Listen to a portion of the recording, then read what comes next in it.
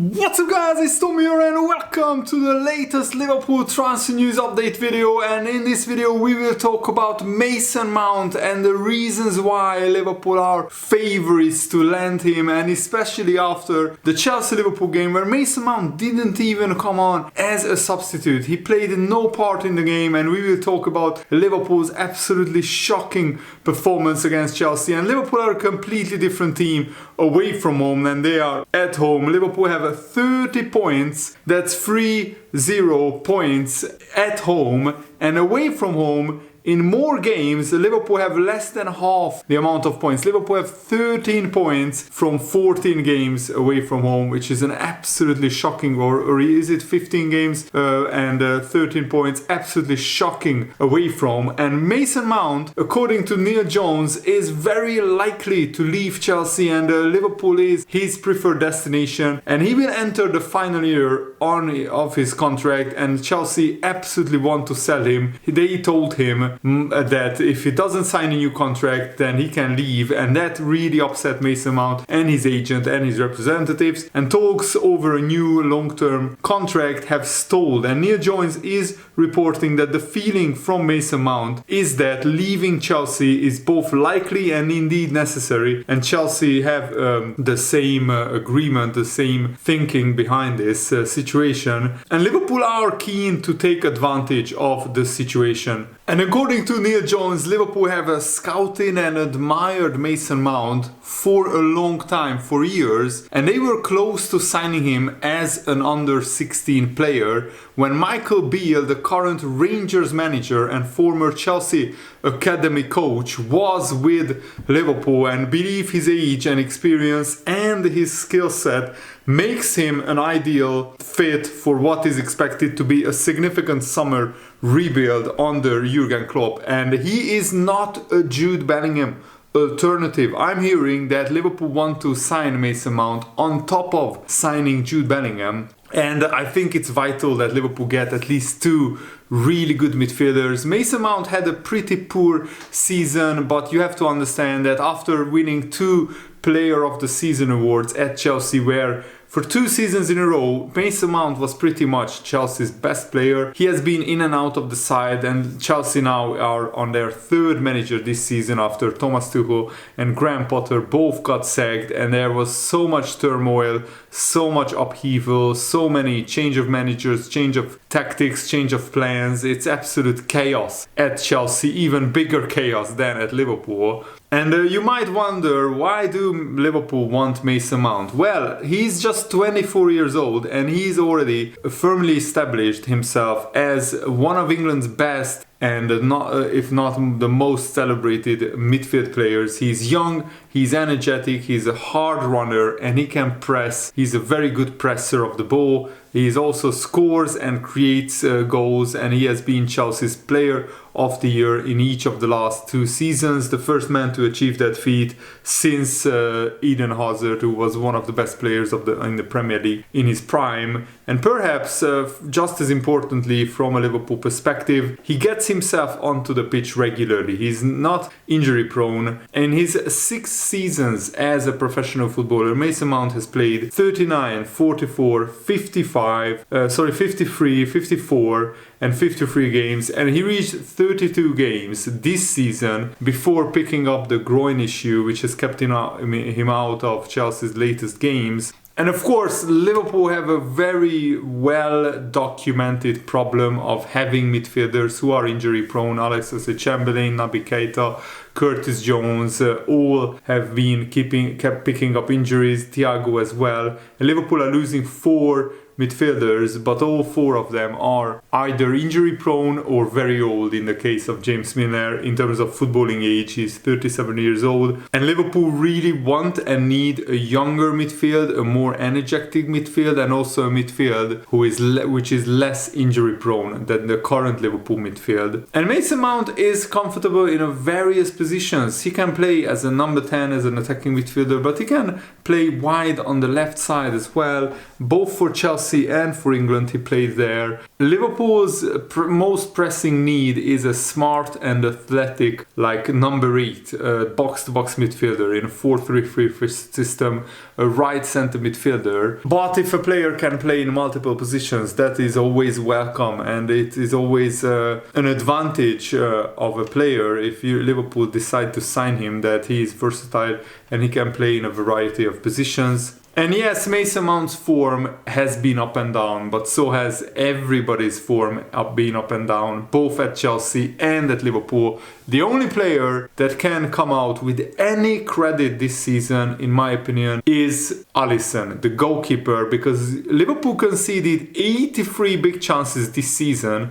Only Fulham have conceded more big chances in the Premier League by a few. And the fact that Liverpool still have 11 clean sheets, all 11 clean sheets have been kept by Allison, and he is still in the running for the Golden Glove given to the goalkeeper by the Premier League with the most clean sheets. The fact that Allison is even in the running is absolutely heroic, and it shows that without Allison, Liverpool would be in a relegation battle. That's not an exaggeration. Allison saved us 10-15 points alone in this season, which is absolutely crazy. And because Mason Mount has been very in and out of the side at Chelsea, he hasn't been able to match last season's output, which was really good. He scored 11 goals last season and got 10 assists. This season he only has 7 goal contributions and only 1 since January. And a lot of Chelsea fans are blaming Mason Mount for Chelsea's failed season. Mason Mount has been at Chelsea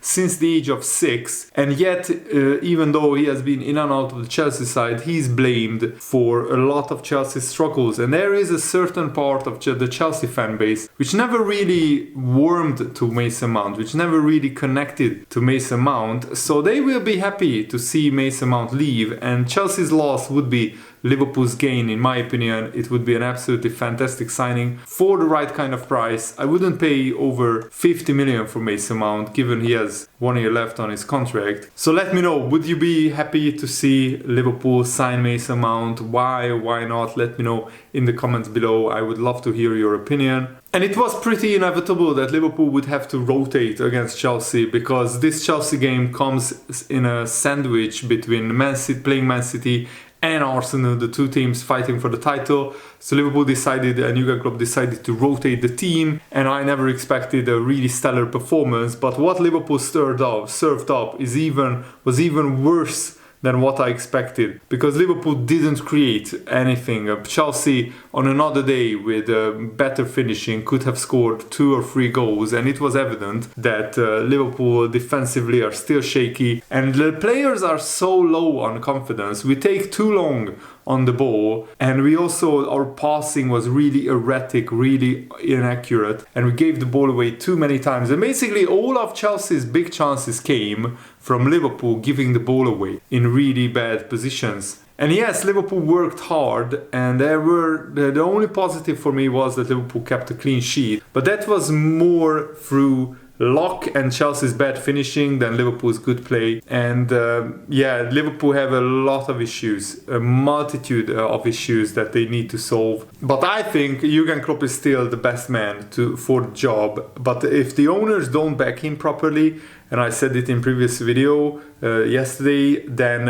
Jurgen Klopp won't be able to turn this around. And if Liverpool have another bad season like this under Jurgen Klopp, then he will be rightfully probably let go, or he will resign himself. But it depends. If the owners don't give him the proper funds to rebuild the team, then you can't expect Jurgen Klopp to overperform and overachieve and perform miracle after miracle without the proper tools given to him. This Liverpool side is really exhausted mentally, physically, and also really badly in big need of midfield reinforcements. And also defensively, we have been so poor this season. I mean, conceding the second most big chances in the Premier League is unacceptable. That's relegation defending by Liverpool this season, and that's just unacceptable. And don't read too much into Jurgen Klopp's press conferences. Jurgen Klopp said that this was a good step in the right direction, a small step, but a step in the right direction. And if he means, the right direction is the end of the season or mid-table, then he's right. And probably, of course,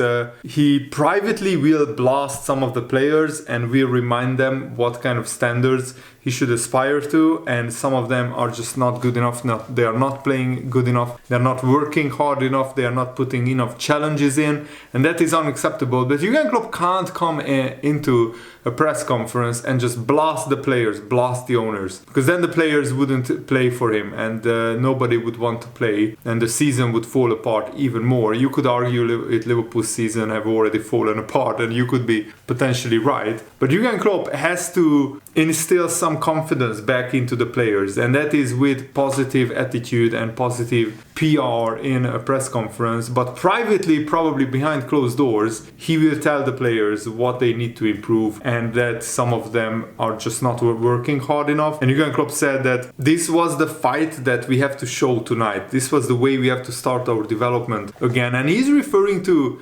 Liverpool sometimes didn't react when we lost the ball in previous games, and we didn't put enough challenges in, and sometimes that was the case against Chelsea, but at other times when we lost the ball, we pressed them and we harassed them and we worked harder than before previous games, and that's a small step in the right direction. He's right in that, but there were still 4 or 5 occasions where a Chelsea player just could waltz through the Liverpool midfield without a proper challenge being put in. And that's because the Liverpool players are tired, the Liverpool players don't have the legs anymore to run back, to defend with intensity, and also they are so low on confidence that probably saps their energy even more and depletes their energy even more. And Jurgen Klopp said, I saw a really good attitude from my team tonight, and that's what I wanted to see. This is the basis for the rest of the season. And he was also asked about the amount of games that Liverpool and Chelsea played last season. Did that have an impact on their form this campaign? But yes, last season was on the edge of being too much, that's clear. That's it pretty much. It's not a real explanation for it.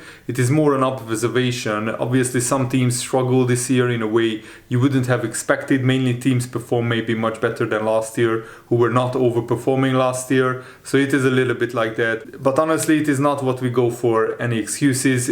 We had our problems. We still could have done better and should have done better. And for now, it is not about finding big explanations. It's about putting the hard work in. And that's what the boys did tonight. That's what I liked about this game. As I said, this is not a game people will write books about, but it is a point for us. And it is one more than we had before the game, and I can easily live with that. From here we go. The next game is Arsenal. I don't know exactly where Arsenal were last year, but they are now obviously flying in incredible shape. They play super football, honestly, and that is really good to watch. But we are there. It is a home game, and our home record is not as bad as the away record. It means I'm really looking forward to this game now, because tonight I saw a step, and that's what I wanted. And yes, at Anfield, with the crowd behind the Liverpool players, it feels like they are energized and they are motivated and they really want to win. And that should come from within. But it looks like this season the Liverpool players are relying on the Liverpool crowd to get them going. I mean, how can we win against Man United 7-0 one week and then lose to Bournemouth 1-0, to the bottom of the league Bournemouth, the next week? That must be mentality, must be